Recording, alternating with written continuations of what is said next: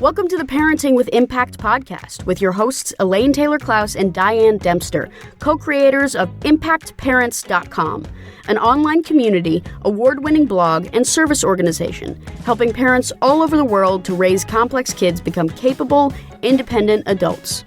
Hi everyone, Elaine and Diane here, and we know that you want your complex kids to grow up to be happy and independent, and yet you're not always sure how or when to help with that. In this podcast, we'll encourage you to collaborate with all kinds of complex kids and support them in navigating life and learning. And we'll interview leading experts from around the world, as well as parents in our own community, talking about how training for parents actually helps these complex kids. We'll talk about the issues we hear parents struggling with all the time and how a coach approach can support and empower your amazing young people. We won't tell you what to do. We're going to help you figure out how. So let's move on to the next conversation. Welcome back, everybody, to another conversation in the Parenting with Impact podcast. Diane and I are going to opine and wax poetic and peruse the very interesting, thoughtful conversation of emotional intelligence. Emotional intelligence. Like we knew we wanted to talk about this, but we're like, wait, what were we saying that made us want to talk about this topic? Can I tell what we were saying? Yeah. It was kind of funny. So you guys probably know that I've got a kid in med school. And so occasionally I'll get a text with something that she learned in class that was interesting. And often it's science stuff that I don't really understand. But today it was a lecture, interestingly, on addiction among physicians. And she texted me the quote from today's lecture. Extended schooling encourages an over-reliance on cognitive intelligence to the detriment of emotional intelligence. Well, wait, I just had this brilliant idea, right? So they always talk about like with kids in school and about how to decide whether a kid is neurospicy or neurotypical. And often it's that gap. One area is really developed and one area is underdeveloped, and that causes neurospiciness. So maybe all doctors are neurospicy. No, sorry. No, maybe. Well, she did go on to say that they are often moderately well compensated, obsessive compulsive, yada, yada. So maybe. We're not dissing doctors here, just so you know, that's not. But this is what started this whole conversation about emotional intelligence and why it's important to our audience. So just to speak to what you just said so we can move past it, what does identify somebody as neurospicy or not is a developmental disconnect in two areas. It may or may not be cognitive and emotional. It could be, there are a lot of different arenas. Yeah. But it's the gap in development, standard deviations, at least two apart. That's what really does. Well, and some of you who are listening have kids who have an incongruence between cognitive intelligence and emotional intelligence. And a lot of us kids do. Maybe are not socially aware at the same pace as their peers. Some of you, I was talking to a mom the other day who has this really empathic kid who's emotionally intelligent beyond their developmental age, and their executive function is in a different place, right? So it's it's the incongruence that is sometimes the frustrating and hard to deal with part. What? All right. So let's define emotional intelligence. Yes. You said you found something from the interwebs you liked. I did. I Googled, right? So emotional intelligence is the ability to understand, recognize, and use emotions in a way that is wise. I liked wise. Understand, right? Recognize, and use emotions in a way that is wise. And so for me, there's two parts of that. One is like being aware of my own stuff, right? It's like, am I aware when I'm overwhelmed and I'm frustrated and I'm like, how attuned am I to my own emotions? And the other part of it is how attuned am I to what's going on with the other humans in my world, right? And so this might be the kid who doesn't recognize that. I was telling a story about a client who has a kid who was getting bullied in middle school, but the kid had no idea they were getting bullied. It was like, hey, my best friend pushed me in gym class today. And like 2 weeks later, hey, my best friend pushed me in gym class again by mistake. And, it was this sort of thing where the kid was just not even aware of what was going on. This happened to be in a good way, but there's a lot of times that it's not in a good way. Well, and I think a lot of times some of these kids, I think about particularly on the spectrum, a lot of what's coming up for me are examples of kids on the spectrum, whether you know it or not. Right. The kid who thinks everybody is their best friend or thinks Yes. everybody is their friend and really doesn't get that just because they feel positive towards everyone in their class doesn't get that everyone in the class doesn't feel positively towards them, which again, when they're younger, is a great protective mechanism, but then it means they're not reading the cues. Well, and that's the thing, is like they don't, and so even if they are or are not aware, they might not even hit the social cues when the social cues come as well. So there's a connection here between emotional intelligence and social dynamics, right? Yeah, there is. And so let's talk about that a little bit. Well, I think that's the piece of it, is that if you're not there to catch what somebody else is feeling, you're not aware of what might be going on, you might be not catching the nonverbals. I think about, gosh, girls in elementary school, and they are, somebody kind of bounds in and is just like talk, and everybody else is kind of like, whoa, wait, what's going on here? You're suddenly in the middle of this. We were in a conversation, we were doing this, we were doing that, hey, you're bothering us, sort of thing. And a lot of times our kids are so impulsive and so in the moment that they miss, hey, I might have done something that didn't fit the social dynamic of the moment. And here's another example of it. And I used this in another podcast that you and I did. Was I remember so distinctly, one of my kids has got language processing issues, dyslexia, anxiety, and ADD. And she would come home, especially in middle school and early high school, and say, Mom, I don't know what my friends are talking about. I don't understand what they're talking about. So because she wasn't processing the language quickly enough and was struggling to read the social cues, right? And, girls of that age are going to be often gossiping or talking about what's going on, TikTok or social media or television or whatever.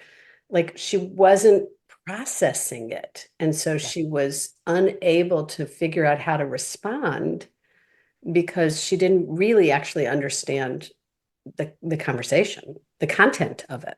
Well, so I don't know whether you're ready to move into what should you do about it, but as I was thinking about what should you do about it, I mean, one of the things we just recorded was the last episode was about the 3 A's, and I'm wondering whether we could apply the 3 A's to this situation and go, okay, so what do you do?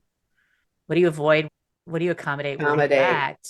Where do you act, right? Because parents, I know this sort of thing causes a lot of anxiety for parents. I mean, it's like I had a parent of a 13-year-old the other day, and it's like, my kid doesn't have any friends. I'm really worried that they'll never have friends. I'm like, all of that sort of stuff. And there's a lot of worries for us. Or I had a really hard time socially when I was a kid. I don't want my kid to have the same problems that I had, right? It's a sort of, there are a lot of fears that we have. And so one of the first things to pay attention to is like, where is, if you've got a younger kid and it's not bothering them yet, it may be time to just kind of say, okay, you know what? I'm going to pay attention to I'm going to pay attention to my own fears and my own anxieties, and I'm going to manage my own fears and my own anxieties. And I'm going to wait until my kid goes, oh, wait, I noticed this happened and I didn't like it. And that's hard for us as parents to be patient with that stuff, but it's probably a good indication that they might be ready to work on this tool, this skill. And that may be, but it's like this sort of, I want my kid to learn it now. I have a parent of a 9-year-old who's like, I don't want my kid to grow up thinking that the world will bow down to their every whim, and I want them to learn it right now. Right? It's just sort of like we project this fear on these younger kids, and they're not yet ready to learn some of these skills, right? So there, as with everything, there's always the first step is always to look at ourselves and manage ourselves. Right. Yeah. Almost every problem you're facing, the change you want for them starts with you. Right. Yeah. But the other thing I want to talk about here for a second is like we've defined emotional intelligence. But before we start addressing the social problems, what if we look at, okay, what does it look like to cultivate emotional intelligence? How do we, because I know that the result of using the coach approach is always cultivating self-awareness and social and emotional intelligence. What were you going to say? No, I was just going to say that feels like a good thing to do after the break. Excellent. Let's do that. Hi, it's Elaine. And if you like this podcast, you'll love our coach approach. Whether you're a parent looking for support or a professional supporting families, we invite you to download a free guide with 12 key coaching tools at impactparents.com/gift. You can begin using a coach approach to help kids become more independent or improve all of your conversations at work and at home. That's impactparents.com/gift. Welcome back, everybody. This is Elaine and Diane, and we're talking about emotional intelligence. And so we want to talk about, like, what does it look like? Diane aptly said a great thing to do after the break is to talk about how do we cultivate emotional intelligence in our kids? Well, and I think that this is the piece of this when we were talking before about, do I avoid, do I accommodate, do I act? And, we are probably, most of us are the most socially influencing beings in our kids' life, right? Okay. And so a lot of this, when parents come to me and they say, well, I want to teach my kids social skills. Do I take them to a social skills group? Yes, there are great social skills groups out there, and I'm not saying not to. And you are socializing with your kids and in front of your kids all More day, every day that you are with them, right? It's just sort of starting with, but one of the very first articles we had on impact in 2011, I mean, this going back, was about building social skills by playing cards with your kids. Yes, I remember that article. Right? I know, but it was in the first couple of months. Yeah. And it's as relevant today as it was then. So part of it is recognizing that we always have an opportunity to cultivate emotional intelligence, right? Well, and I'm laughing because I'm remembering some moment, and I honestly don't remember if it was a moment when I was a kid or a moment when my kids were kids. It was that blurry in my head. But it's how the kid who loses a game, just takes the board and just throws it across the room. Take my toys and go home. Something I might have done when I was a kid, but there's an opportunity there to teach a social skill. I mean, you might punish and go, how dare you, blah, blah, blah, right? Well, I want to say rather than social skill, let's go back to the emotional intelligence underpinning the social skill. Yeah. Right? Well, and let's use that example. There's an opportunity there, instead of focusing on the social skill, which is, hey, we don't do that when we're playing together. That's not nice. You've done something wrong, to go, wow, you really are upset about what happened in this game, aren't you? Yeah. This is really hard. This was hard. Losing the game was really hard for you. Yeah. And just being there and helping them to see, whoa, I had a big emotion about losing this game. And just even recognizing I had a big emotion. Yeah.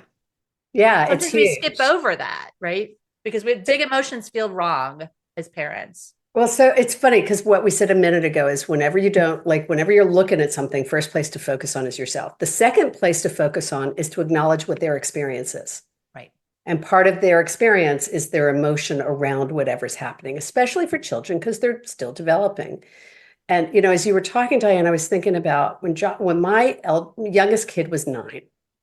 He was, and he knows this because we joked about it a lot. He was a difficult kid for a couple of years, and he's got some very clear explanations for why that happened with, a childcare person leaving and a grandparent dying and all of this stuff. But there were a couple of really rough years in there where he was hard to live with. And what's interesting in the context of this was at some point we were working with a therapist, and I hired someone one summer for childcare for 2 weeks. And we called it Kim Camp. So Josh thought he was just getting to hang out with this adult for 2 weeks. But I actually hired a graduate student to spend 2 weeks with him, to put him in scenario after scenario after scenario where he was going to lose or be told the word no.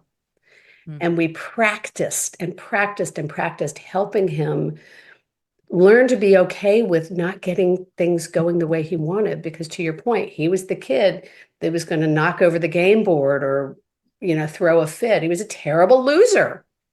Well, and I don't know how Kim Camp went. And I want to just be really, really, it was amazing. But I think that the thing to remember, and we were talking about this in the last episode a little bit, is step one is your self-regulation and your self-awareness. You need to figure out, how do I calm down enough. Because it's, if your kid like hits a friend or does something really big, there's going to be some emotions that are going to come up for you, like fear, anxiety, worry, and you're going to want to stop that behavior in its tracks, right? Yeah. And react. And so we want to pay attention to that, because Managing your own emotions.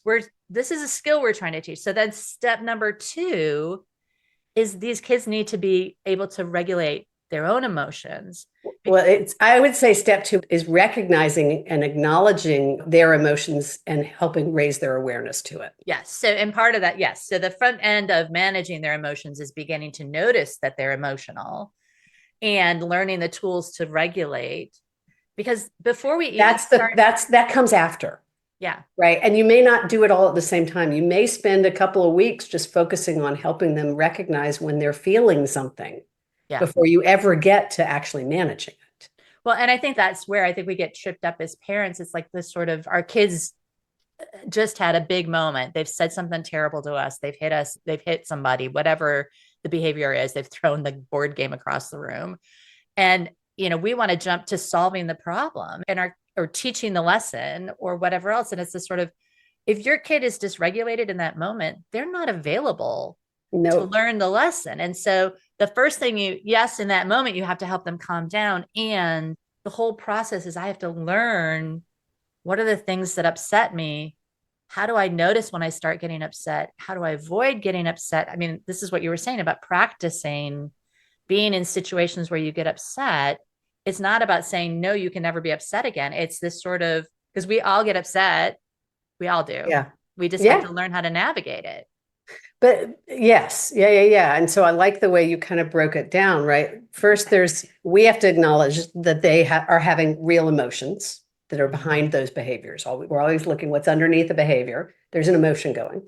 We have to begin to figure out how do we raise their awareness to it without judging them or making them feel bad for feeling the way they feel, right? So we want to legitimate their feelings. Because even if their behavior was unwanted, like even if it was like harsh or bad or whatever you want to call it, the emotion underneath it was legit and real. I mean, they were mad or angry or disappointed or whatever else. And those are real, true emotions that we all deal with. And because we want them to go away, sometimes we invalidate their emotions. So it's really important to legitimate their emotions instead of, oh, don't feel that way. You shouldn't be upset about that. It's okay. You don't have to worry. Like, we have that tendency to want to make it better. And by doing that, we're actually disempowering them from feeling what they're feeling. So there's a piece here that's acknowledge it, raise their awareness to it, and then legitimate the feelings, right? This is helping them understand this is how they're feeling. And therefore, maybe this is what behavior happens when you feel that way. But right. And then this is what you're feeling. Right. And if you're helping them to regulate through the emotion, which is the whole first sets of experiments, is like, wow, this kid is really upset. And we teach, there's a whole episode on the trigger model. I think, Elaine, I don't remember what episode number it is. You'll figure that out. But go listen to confidence in me. Go listen to the episode on trigger management, but it's helping them to co-regulate with them, or helping them to learn how to self-regulate, depending on kind of how old they are and where they are in that process. And then it's this sort of, how do I prevent the trigger the next time, which is a whole other set of skills that we want to teach them in the moment that they're really not ready to learn yet.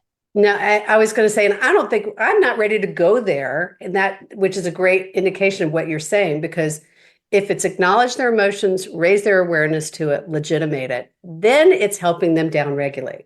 Yeah. Learn to put the strategies in. And I think back when my kids were younger, it's different when they're teens or young adults. That conversation is different. When they were younger, it was building up blocks and knocking them down. It was pounding on pillows or screaming into pillows.